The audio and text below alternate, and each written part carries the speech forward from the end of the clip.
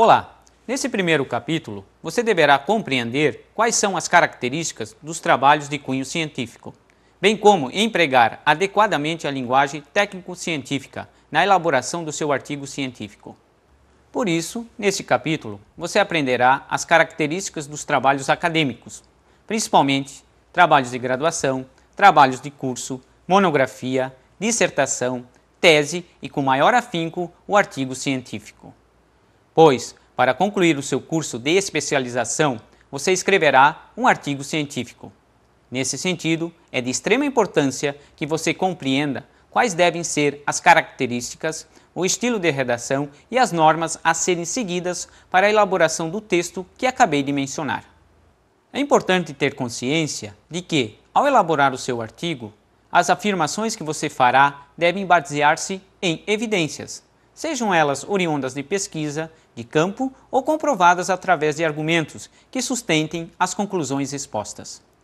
Pois o seu artigo passará pelo crivo da comunidade científica e, por isso, é necessário que seja consistente em suas afirmações, para que o resultado de sua pesquisa, na forma de texto, possa ter crédito e o aval da comunidade científica da sua área. Outro ponto a ser tratado no primeiro capítulo diz respeito ao estilo da redação técnico-científica. É provável que você tenha consciência de que a discussão científica tem características próprias, que diferem dos textos literários ou jornalísticos. No texto científico, usa-se a linguagem técnica ou científica, em nível padrão ou culto, respeitando as regras gramaticais e o estilo próprio de cada área de estudo.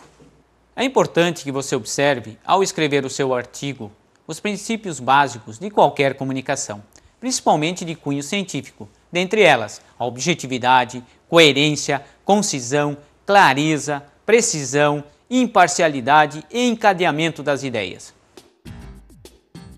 A escrita científica, ela tem a necessidade da leitura, tem a necessidade do contato com as fontes. Todo esse processo, ele enriquece o trabalho, mas ao mesmo tempo exige do acadêmico, exige do pesquisador uma desenvoltura muito maior.